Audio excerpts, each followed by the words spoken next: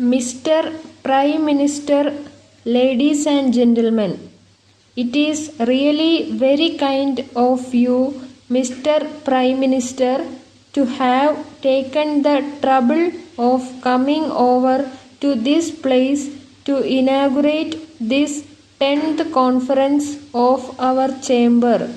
Our thanks are due to you for responding to our invitation to grace the occasion with your presence in the midst of important activities and duties. I hope you would have had the time to go through the papers sent to you which explain the activities of our chamber.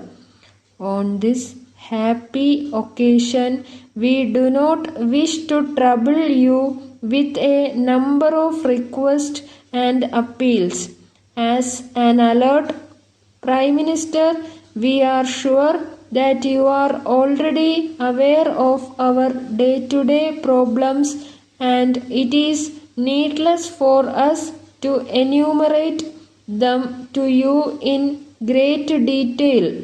Nevertheless, I consider it my duty to bring to your kind notice certain areas in which we would very much like your sympathetic consideration in the light of the facts which are in our favor. Of course, we have been having some appreciation of our difficulties by the departmental officers to some extent, but there is still room for greater understanding of our problems in various aspects. First, let me refer to the problems experienced by our members in the matter of export. We know full well it is the duty of those engaged in trade and commerce to step up the export of various items. As a matter of fact, in all our annual and special meetings, we have been trying our level best to find out ways and means of how we could cooperate with the government in stepping up the exports. We have to do a lot in this regard. It is in this connection we request you, Mr. Prime Minister, to kindly instruct the concerned officials at all levels to exhibit some amount of imagination in dealing with our suggestions.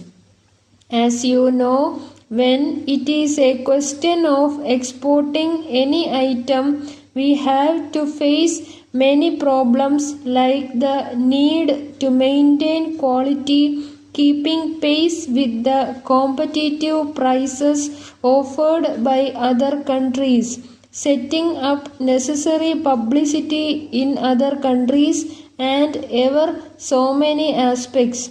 There are also certain other items and areas which we cannot openly discuss in a conference like this. All these are items which involve huge expenditure. If we want to export very high quality materials, we have to use best quality raw materials, which means incurring higher expenditure. The government must therefore come forward with necessary concessions in the matter of import of some raw materials by way of tax concessions, by way of reduction in license fee, and so many other factors. It is our sad experience that we do not get full cooperation from the departmental officials for some reason or other. This state of affairs should change sooner or later. Unless the present procedure to deal with the problems of exporters undergoes a radical change, the export trade will be affected. Letter dated 10th May 1983 from Messrs. Ganesh and Company Limited, Madras to Messrs. Sundar and Sons, Erode.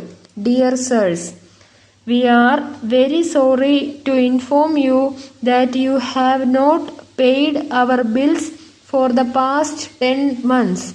We have sent you several reminders by post besides a number of telephone calls. In spite of all these, we have not received the payment. You have not acknowledged receipt of our letters and given us the reasons for such delay in payment. We are aware that in the past you have been very regular in your payments, and we have had no occasion at all to make any complaint to you about delayed payments. Suddenly, we find that it is not possible for you to clear our bills. We are at a loss to understand why you have also not chosen to reply our letters.